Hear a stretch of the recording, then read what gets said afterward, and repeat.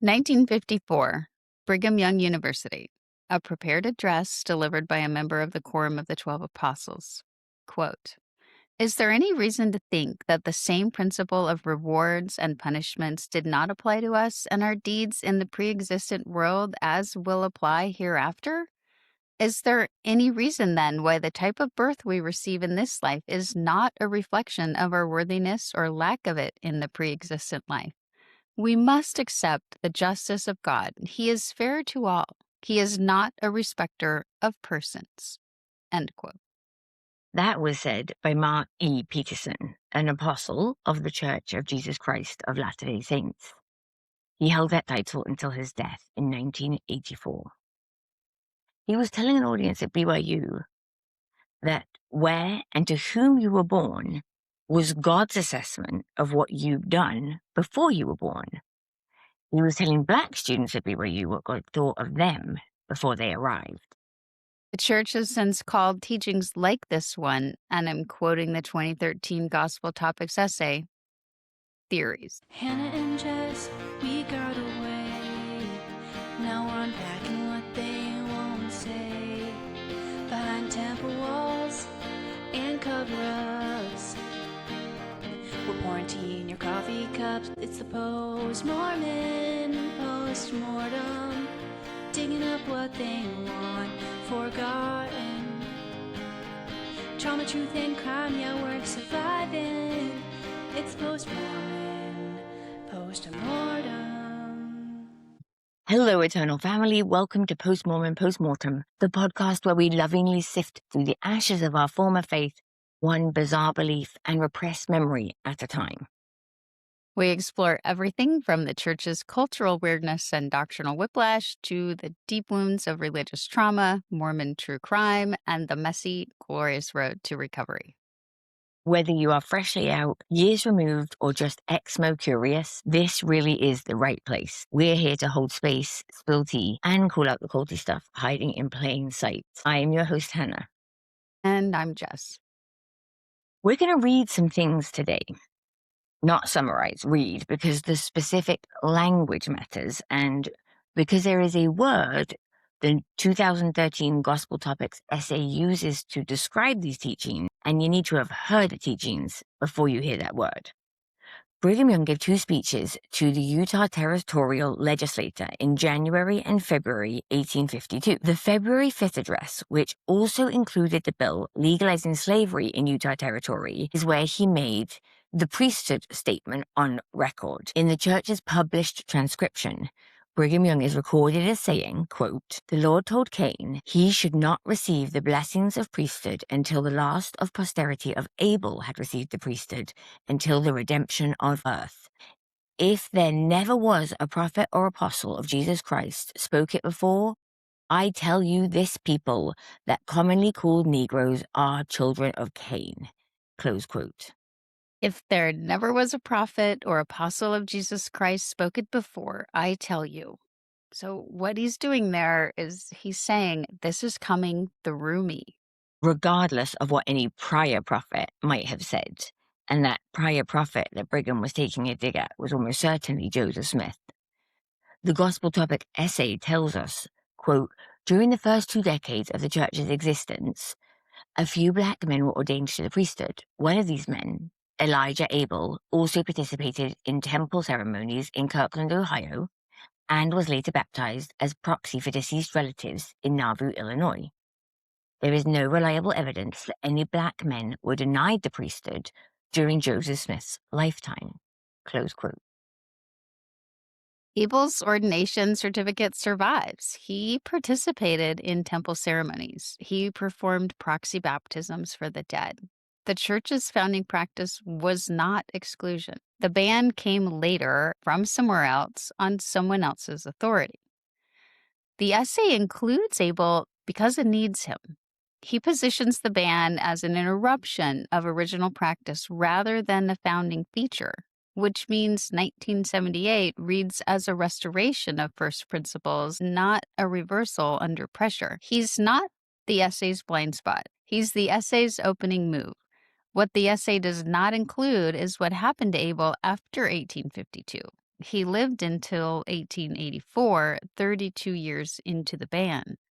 His descendants later tried to have his priesthood line recognized, to have his ordination extend to his family, but the church denied it. Its position was this: the ordination happened, it was acknowledged, and did not create an ongoing priesthood lineage for his descendants. The church accepted what occurred and refused its implications. The essay names him in the founding decade and stops there. Several years before the 1852 speech, Brigham Young was calling a black elder one of the best in the church. Q. Walker Lewis was a Massachusetts barber, ordained to the Melchizedek priesthood in the 1840s. According to a letter from Parley P. Pratt, 1847, Young said, "We have one of the best elders, an African." And to me, that sounds so Trumpian, doesn't it? It So does. Trump. It sounds so Well, the blacks love us, bad. right? We've got one of the Right. best. The similarity is uncanny. Then, 5 years later, he announced that no man with African blood could hold the priesthood. The essay includes both of these facts, but it doesn't examine how a practice that contradicted the founding decade came to be positioned as founding doctrine. The essay also quotes Young saying that Black church members would one day, quote, have all the privilege and more, end quote, enjoyed by other members. We'll get to what it does with that quote. In that same session, Young explained what it would take for the ban to be lifted. The source is the Journal of Discourses, the official compilation of 19th century church sermons. It's in volume 2. The date was January 23rd. And Young's words were these: when the Lord God cursed Cain, he said, until the last drop of Abel's blood receives the priesthood and enjoys the blessings of the same, Cain shall bear the curse. So every other lineage, everyone, every person who would ever be born on this earth receives the priesthood first. And then after that, the seed of Cain. So Young is not describing a very long wait. He is describing something that will not happen in this world. 5 months later, speaking at the Tabernacle in Salt Lake City, Brigham Young said, "Shall I tell you the law of God in regard to the African race? If the white man who belongs to the chosen seed mixes his blood with the seed of Cain, the penalty under the law of God is death on the spot." Note, he said the law of God. These words were taught, repeated, and cited for generations. This wasn't something somebody's ward mission leader got wrong. This is the Journal of Discourses.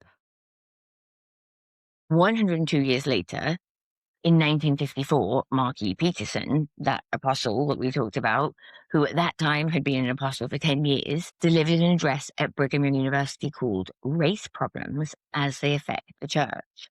Elder Petersen said, "The Lord segregated the people both as to blood and place of residence. At least in the cases of the Lamanites and the Negroes, we have the definite word of the Lord himself that he placed a dark skin upon them as a curse, as a punishment, and as a sign to all others." Just going to underscore what Hannah just quoted there: the definite word of the Lord himself. So if the Lord says it, is it sort of like the final word? Like it's like doctrine or something? Seems that way, right? That's my understanding. Okay, the law of God. So, okay. But there's more. Okay, just to make sure Petersen really hammers it home, he says, "Is there any reason to think that the same principle of rewards and punishments did not apply to us and our deeds in the pre-existent world, as will apply hereafter? Is there reason then why the type of birth we receive in this life is not a reflection of our worthiness or lack of it in the pre-existent life? We must accept the justice of God. He is fair to all. He is not a respecter of persons." This is what the doctrine means in practice. A Black child is born into a Black family. And under this theology, that fact, where you were born, to whom, is God's verdict on your conduct before you existed in a body. Your skin is the record of your premortal performance, and the priesthood restriction is the institutional structure built on top of that. Petersen isn't freelancing here. He's explaining the architecture the ban requires. The ban needs a theological reason, and this is it. God sorted people before birth, and their mortal circumstances reflect the sorting. There's more from the same address, and here's what he has to say on intermarriage. Quote, "We must not intermarry with the Negro. Why? If I were to marry a Negro woman and have children by her, my children would all be cursed as to the priesthood." End quote. The prohibition on intermarriage follows directly from the theology. If dark skin signals premortal failure and that failure carries a priesthood restriction, then mixing bloodlines spreads the restriction. It's not a separate prejudice. It's the same logic, just one step further. Bruce R. McConkie had been a 70 since 1946. In 1958, while still serving in that capacity, he published a book called Mormon Doctrine. It went through multiple editions, the original one in 1958 and then a revised edition in 1966, with subsequent reprintings. It was published by Deseret Book, and it was on the shelves of LDS homes across the globe. Like, it was a staple. It was widely read by full-time missionaries and quoted frequently in sacrament meetings and Sunday school classes. It was called Mormon Doctrine, after all. In 1972, he was called to the Quorum of the 12 Apostles, a position that he held until his death in 1985. Here's what the entry entitled Negroes says. Negroes in this life are denied the priesthood. Under no circumstances can they hold this delegation of authority from the Almighty. The Negroes are not equal with other races where the receipt of certain spiritual blessings are concerned, particularly the priesthood and temple blessings that flow therefrom. But this inequality is not of man's origin. It is the Lord's doing, is based on his eternal laws of justice, and grows out of the lack of spiritual valiance of those concerned in their first estate. So this isn't a pamphlet. It's not a ward newsletter. No, it's a member of the First Council of the 70 publishing a theological reference work in Deseret Book that for years, decades, functioned as an unofficial encyclopedia of LDS doctrine. And then there's the First Presidency statement of 1949. This is George Albert Smith, the church president, and his two counselors, J. Reuben Clark and David O. McKay. It says, "The attitude of the church with reference to Negroes remains as it has always stood. It is not a matter of the declaration of a policy, but of a direct commandment from the Lord, on which is founded the doctrine of the church from the days of its organization, to the effect that Negroes may become members of the church, but they are not entitled to the priesthood at this present time." Not a matter of the declaration of a policy. They are specifically rejecting the word policy, a direct commandment from the Lord, founding doctrine of the church from the days of its organization. Three men who hold the highest authority in the church in a signed document calling this what they called it. So from the same statement, quote, "There is no injustice whatsoever in this deprivation." End quote. That sentence, "there is no injustice whatsoever," is doing specific work. It's not a throwaway. It's a preemptive answer to anyone who might object on moral grounds. The First Presidency is saying, we have considered whether this is unjust, and we have concluded it is not. That conclusion is signed, as I mentioned. It's official. What it means for the next 29 years is that any Black member of the church who felt the ban was unjust was, by the official position of the institution, just wrong about their own experience. So in 1949, David and McKay signed that statement, and 20 years after the 1949 statement, in 1969, the First Presidency issued another one. At this point, David and McKay is now the church president, and he signs it along with Huey Brown and N. Eldon Tanner. This is what it says, in part. "From the beginning of this dispensation, Joseph Smith and all succeeding presidents of the church have taught that Negroes, while spirit children of a common father and the progeny of our earthly parents Adam and Eve, were not yet to receive the priesthood, for reasons which we believe are known to God, but which he has not made fully known to man." Okay, so just to recap, 1949, direct commandment from the Lord, founding doctrine of the church from the days of its organization. 1969, reasons known to God but not fully made known to man. Same David O. McKay, 20 years, but the certainty has shifted. The 2013 essay cites the 1969 statement. It does not cite the 1949 statement. It does not note that the man who signed the more certain version also signed the less certain one. According to Gregory Prince's David O. McKay and the Rise of Modern Mormonism, which was published by the University of Utah Press in 2005, Hugh B. Brown, who was one of the three signatories to the 1969 statement, privately believed that the ban should be lifted. He had advocated internally for its repeal for years. He signed it anyway. His signature was required for the statement to go out as a unified First Presidency position. All three members sign, or no statement goes out. He believed it was wrong. So the architecture laid out is that in the pre-existence, everyone lived as a spirit before birth. There was a war in heaven, and everyone chose sides. Valiance in that war determined the conditions of your mortal life, like Jess said. So dark skin equals a signal of lesser valiance before you came to Earth. The priesthood ban was God's reasonable response to their lesser valiance. If you want to make sense of these racist policies, there you go. There's your answer. And intermarriage between races violated God's divine law. So that system, complete interlocking, presented as revelation, was taught in Sunday school from conference pulpits, in officially endorsed publications, is the church's own university at BYU, right? And in signed statements from the First Presidency and the highest leadership for 126 years. I remember it being taught. I remember it. I think it's the fact that the church taught this for so long really accounts for a lot of my father's own bigotry. I remember distinctly playing this game. It was called Mortality in Sunday school. There was a card that was the fence sitter card. And if you got that card, it basically meant game over for you. You weren't going to ascend.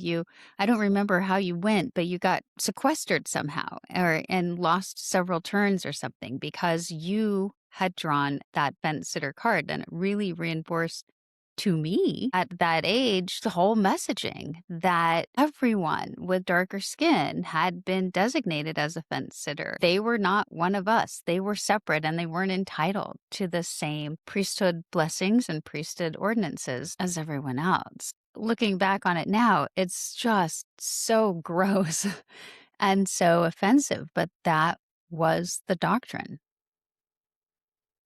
I first heard about this idea that if you were less valiant in the premortal life, from my dad, because I knew that he was supposed to have the answers. So it's like, what does the church say about this? And I was, I think, about 15, and I must have just learned. I'm sure I didn't necessarily know the church's most egregious racial injustices, but I think I had probably just learned about the priesthood ban, or got to an age where it was like, how does that make sense? And I distinctly remember being on the streets of Salt Lake City. We were on vacation as a family, and this came up in conversation with my dad. It was like right in the shadow of Temple Square that he taught me about those who were less valiant came to Earth with dark skin. So we were explicitly taught these racist policies. I am not alone. If this little walk down memory lane, like remembering some of these outlandish elements of the church's doctrine, is landing for you, if you're saying, yep, I recall that, then do us a favor, like, subscribe, especially subscribe if you want to hear our next Gospel Topics essay review. And we'd also really love your financial support via Buy Me a Coffee or on Patreon.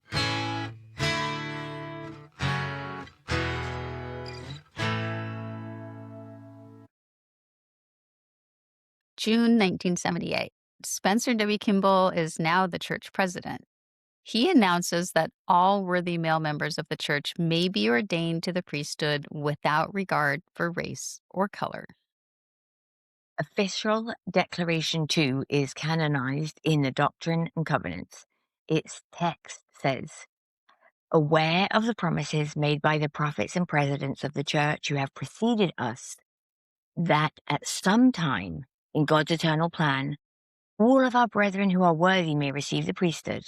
He has heard our prayers, and by revelation has confirmed that the long-promised day has come when every faithful, worthy man in the church may receive the holy priesthood. Note there that the prophets and presidents who preceded him are described as having made promises.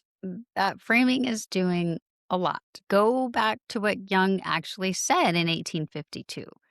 The ban would not lift until every other lineage had received the priesthood, something historians read as a permanent foreclosure, not a long wait. Young wasn't promising eventual inclusion. He was describing something that would not happen in this world. So, Official Declaration 2 takes the surface of that language, the forward looking syntax, and presents it as a promise now fulfilled. The men who maintained the ban for 126 years, who called it direct commandment from the Lord, who said there was no injustice whatsoever involved, they are described as having promised this day all along. It doesn't just convert exclusion into deferred welcome. It converts a statement of permanent exclusion into a prophecy of the very thing it was foreclosing. It's notable what the Declaration doesn't say. It doesn't say the ban was wrong. It doesn't say it originated in human error. The pre-existence doctrine that justified the ban for 126 years is not named and it's not repudiated. The announcement lifts the restriction and offers no accounting for how the restriction came to exist. Which matters because the theological architecture that Marquis Petersen laid out in 1954 was still in Mormon Doctrine, still on shelves, and still being cited as a reference. Official Declaration 2 doesn't touch it. In 1975, the church announced a temple in Sao Paulo. Brazil's population includes generations of racial mixing. The categories the church had been using to enforce the ban, who was and who wasn't Black African descent, were in Brazil effectively unenforceable. The temple was scheduled to open in 1978. Black and mixed ancestry members had contributed money to its construction, and they would not be allowed to enter it once it was complete. That detail is in the 2013 essay, and the church put it there. The Civil Rights Act was 1964. Dr. Martin Luther King Jr. had been dead for 10 years. The church had been losing members and prospective converts on this question internationally for years. The revelation came when it became institutionally necessary. I want to say that plainly. The conditions that made the ban unworkable, the Brazil temple, international growth, the sustained pressure since the civil rights era, those conditions existed before 1978. The revelation came when they did. The church would say the Spirit moves on its own timeline and that God used those circumstances to bring about what he had always intended. That's the faithful reading. It is also true that the record shows what the record shows. What's notable is that the 2013 essay includes the Brazil detail. The church put it there, as I said. An institution trying to foreclose the institutional pressure argument does not typically include the institutional pressure argument's best evidence. The 1978 announcement ended the ban. It did not explain it. It did not repudiate the theology that had justified it. What it did was close the practice, which is not the same thing as reckoning with it. 1978 is the institution doing the minimum the moment the minimum becomes unavoidable. 35 years later, the essay is the institution attempting the reckoning 1978 didn't make. That is the sequence we're examining: a practice closed without accounting and an accounting attempted without accountability. What the essay manages to say, and what it still cannot bring itself to say, is where we're going next.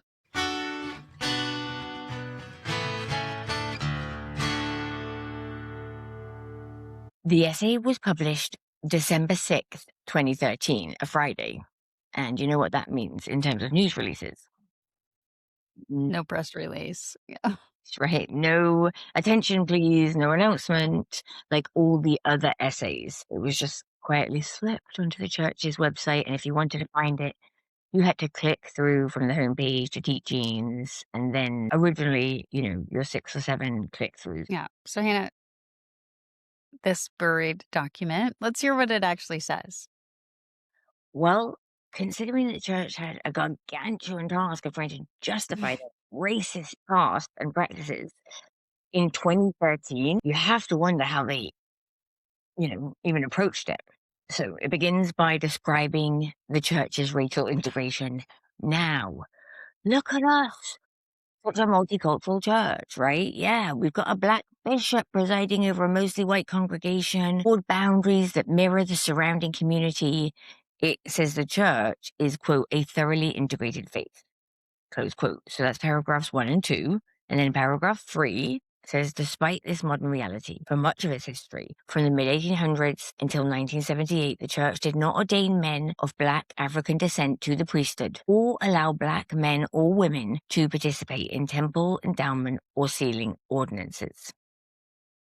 I'm kind of chuckling over here over the phrase, despite this modern reality. because Yeah, suddenly we didn't racism absolutely ingrained in our DNA, right? Like someone flipped a switch. Mhm.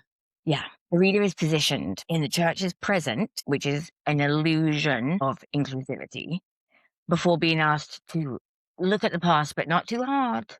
Mm-mm. Despite this ban that makes an interpretation of what the church actually is, not something that the church chose or maintained and defined as direct commandment and law from God.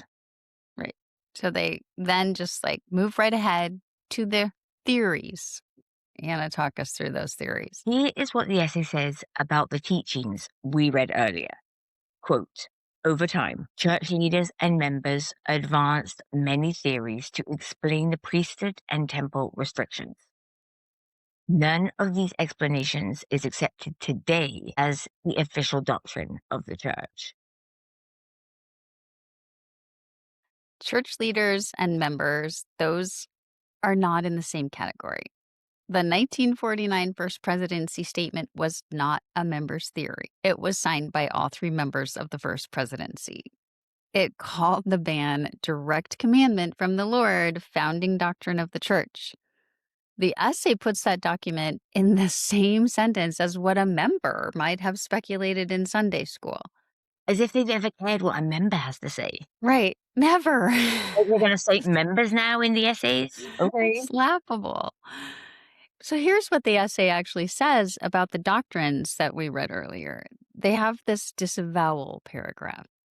Quote, today the church disavows the theories advanced in the past that black skin is a sign of divine disfavor or curse, or that it reflects unrighteous actions in a premortal life, that mixed race marriages are a sin, or that blacks or people of any other race or ethnicity are inferior in any way to anyone else. End quote. So theories. A member of the First Council of the 70 wrote that. Deseret Book published it. It was on shelves in LDS homes for decades. It was used in Sunday school as a reference. I know my dad read it multiple times. The essay calls it a theory advanced by individual leaders. Here is what is in that book from the entry on Negroes. So this is from Mormon Doctrine, the 1966 edition. And I'm quoting, Negroes in this life are denied the priesthood. Under no circumstances can they hold this delegation of authority from the Almighty. End quote. Moving down, but in the same entry, the Negroes are not equal with other races where the receipt of certain spiritual blessings are concerned, particularly the priesthood and the temple blessings that flow therefrom. But this inequality is not of man's origins. It is the Lord's doing, is based on his eternal laws of justice, and grows out of the lack of spiritual valiance of those concerned in their first estate. End quote. The essay calls that a theory. That, I'm going to hammer this again, published by a member of the Council of the 70, distributed by Deseret Book. It explicitly connects the priesthood ban to premortal failure, and the 2013 Gospel Topics essay describes it as a theory proposed by individual leaders. Yeah, and individual leaders is a phrase that is very intentionally chosen to do certain work, because if it's going to make the church look good, they will own it. If it's going to make the church look bad, they will scapegoat it onto an individual. So it institutional liability to individuals, just like Mountain Meadows Massacre and everything else. The institution has taught this and signed statements and call it a commandment from God, but it was just like, individuals in Right. sort of the same as members, because they're just humans and they're just men. Yeah, men are fallible, but the church isn't. Yeah. So, Right. but I guess just do what they say. It could be Mm. wrong, but do it for now. Yeah, there's more. There's also what the essay does with Brigham Young's own words. It quotes him saying Black members would one day have all the privilege and more enjoyed by other members. And it presents that as a promise that 1978 fulfilled. The essay skips the condition Young attached, that the ban wouldn't lift until every other lineage on earth had received the priesthood first. And I mentioned this before, it is worth mentioning again. Historians read that condition as permanent exclusion, not a long timeline. Young was not making a promise, but the essay found the one phrase in his statement that could be read as forward looking and used it to make him sound like he anticipated June 1978. No, he didn't. He was saying the opposite. The 1949 First Presidency statement, it's not in the essay. It's not cited, not quoted, not mentioned. The essay that disavows its contents does not even acknowledge that it exists, which made me really want to know exactly who wrote it. You may never know. A note Mm. at the bottom of the essay says, the church acknowledges the contribution of scholars to the historical content presented in this article. Their work is used with permission. Close quote. One of the authors of the essay has identified himself. W. Paul Reeve is the Simmons Professor of Mormon Studies at the University of Utah Department Chair, practicing Latter-day Saint. His 2015 book, Religion of a Different Color, Race, and the Mormon Struggle for Whiteness, won the Mormon History Association's Best Book Award the year after it was published. He also led the Century of Black Mormons project, where every known Black Latter-day Saint baptized between 1830 and 1930 is documented. And a footnote here, in 2023, Reeve published the book Let's Talk About Race and the Priesthood through Deseret Book. And I looked it up on Amazon, and it is worth reading the 5-star reviews, because essentially you will see a bunch of Mormons saying, thank you for providing me the justification to be able to stay in this religion by explaining it Oh, wasn't really, it's a lot of people saying, wow, okay, good. You've made it so I can reconcile this. So well wow. done, Paul Reeve. If that's what you're looking for, I guess.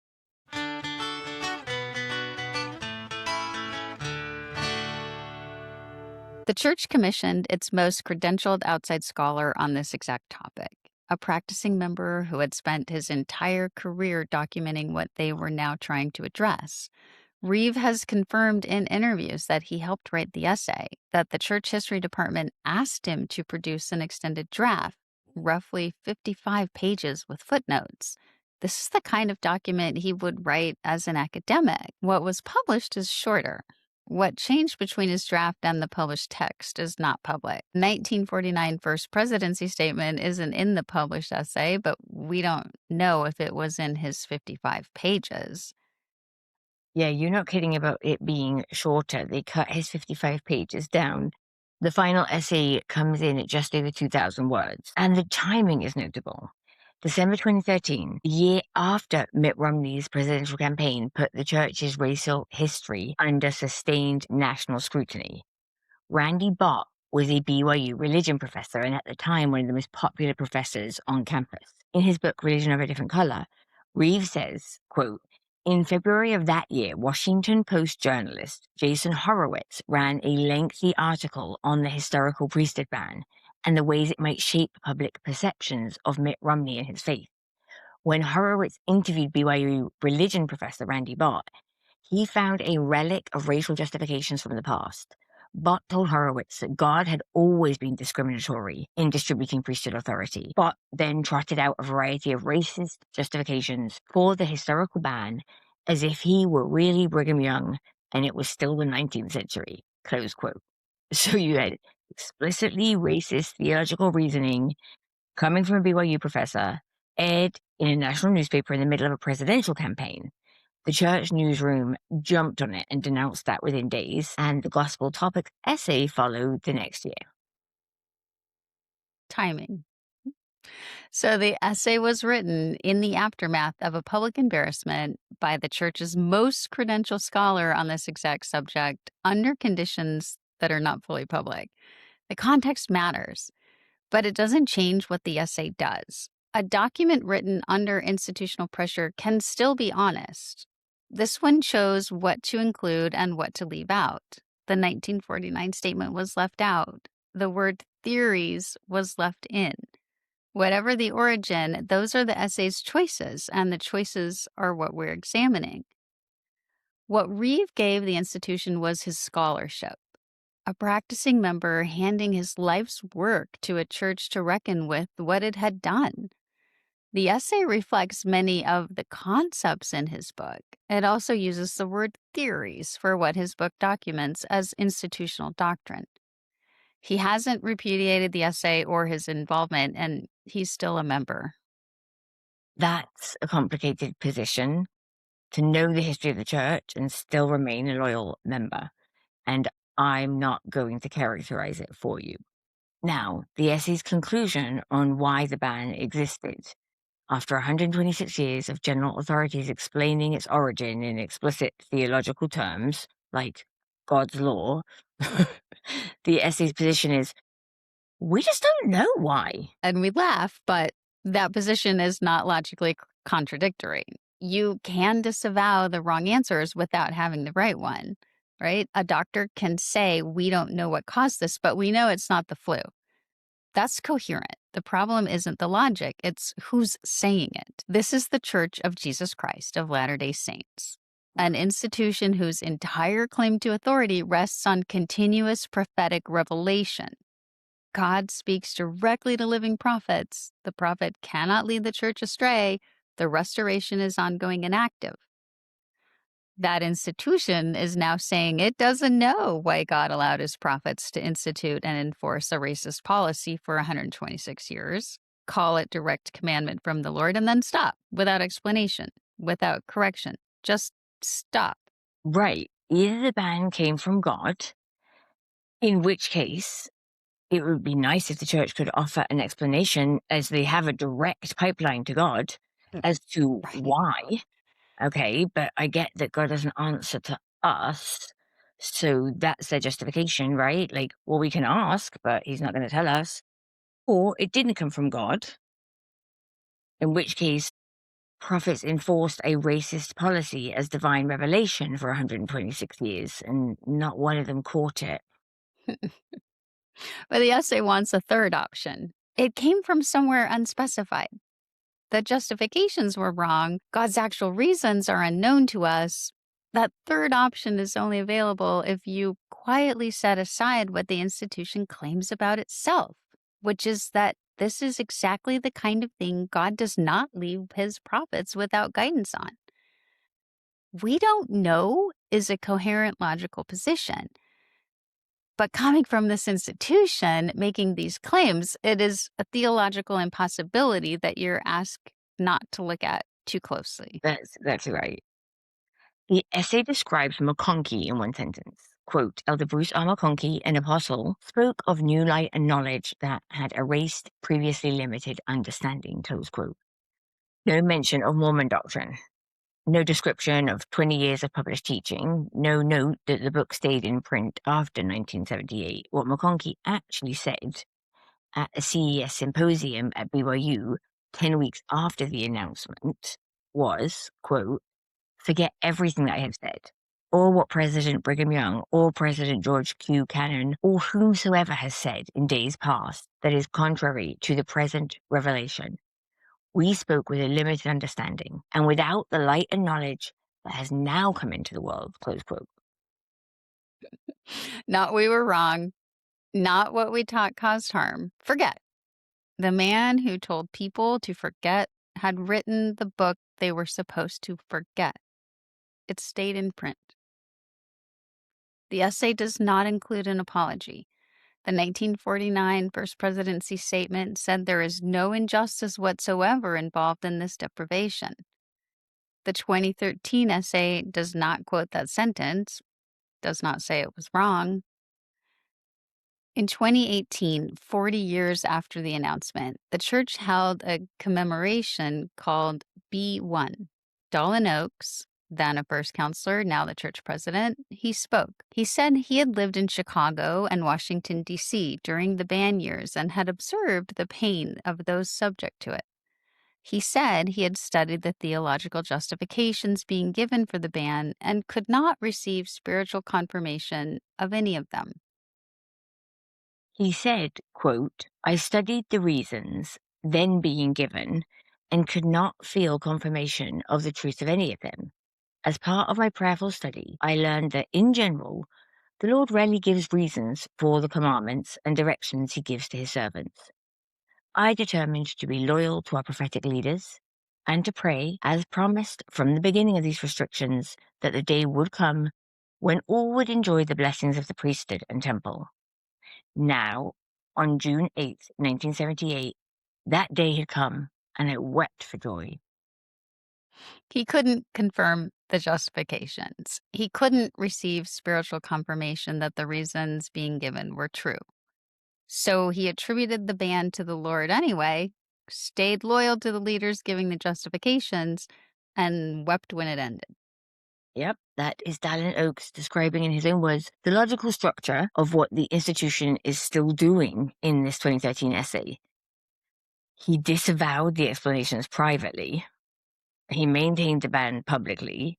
He attributed the gap to God's preference for silence on his own commandments. God doesn't answer to people, and he's no respecter of them. No. And that is the current church president describing his experience with the doctrines and policies of the church, which raises the obvious question, does any of this make it into what members actually study week to week? So I had to look this up because I was wondering the same thing. The essay exists in the Gospel Library app under Topics and Questions. The 2025 Come Follow Me manual, which is the curriculum used in homes and Sunday schools across the church, it does link to it once in a See Also list at the bottom of the lesson on Official Declarations 1 and 2. It is not quoted. It is not summarized. It is not assigned. The lesson itself describes Official Declaration 2 as revelation that made priesthood blessings available to all races. It does not use the word ban. It does not mention the 1949 statement. A member could complete every lesson in the curriculum this year and never encounter the essay at all. Before we get into what accountability would require, if you have been listening and you want to tell a friend about this, now is a good time. Hit like, hit subscribe, and hit share with someone who you think would appreciate it. And if you are in a place to support us financially, Buy Me a Coffee and Patreon are both in the show notes. We so appreciate our support that we get from you.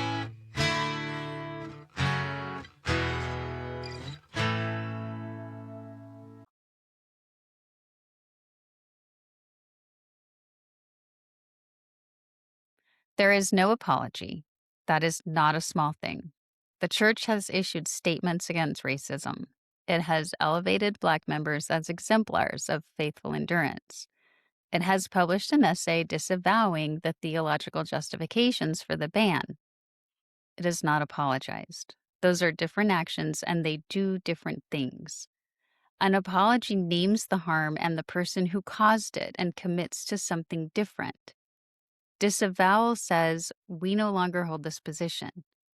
You can disavow a position without acknowledging that holding it caused harm, without naming who held it, without doing anything as a result. The church has done the disavowal. It has not done the apology. And it never will, because as Dallin H said, church neither gives nor requests apologies. For 126 years, Black members of the Church of Jesus Christ of Latter-day Saints could not be sealed together as an eternal family. In LDS theology, there are two kinds of marriage. One is performed by civil or ecclesiastical authority and ends at death. Till death do you part is the actual limit. The other is a temple sealing, performed by someone holding specific priesthood authority, and it is understood to persist beyond death. Husband, wife, children bound together into eternity. Latter-day Saints call this an eternal family, and it is not peripheral ordinance. It is the organizing theological promise of Mormonism, the thing that every entire family of the faith is built around and pointed toward. To be excluded from the temple was not to be denied a ceremony. It was to be told that the central covenant of the faith was not available to you. Black couples who joined the church before 1978, who were faithful, who paid their tithing, who served in their callings, they could not receive it. There are people alive right now whose parents died without it. The essay doesn't name them. It doesn't acknowledge that they exist. Now, there's no precise number for how many Black members the church had in 1978. The church has never recorded race in its membership records, which is itself a data point. What we know is that Time magazine, covering the announcement, estimated Black members at roughly 0.25% of total membership. Total members around the world was 4 million. Do the math. What we know with certainty is what happened after. Within 30 years, more than 270,000 people on the African continent alone had joined. The ban didn't just exclude people, it determined the size of the church that was possible. Didn't think about that. People who were told that the form of their birth reflected their premortal standing, that God had placed a curse on them, are still alive. The children are. Like you said, Jess, acknowledge them. The First Presidency of 1949 is in it, not their statement. Bruce R. McConkie is in it. He gets one sentence. But none of them are named as responsible for anything, because to name them is to say they were wrong, and prophets are not supposed to be wrong. That is the constraint the institution is working inside. The essay was written to work inside that constraint. Yeah, it's so true. What reparative action would look like is genuinely complicated.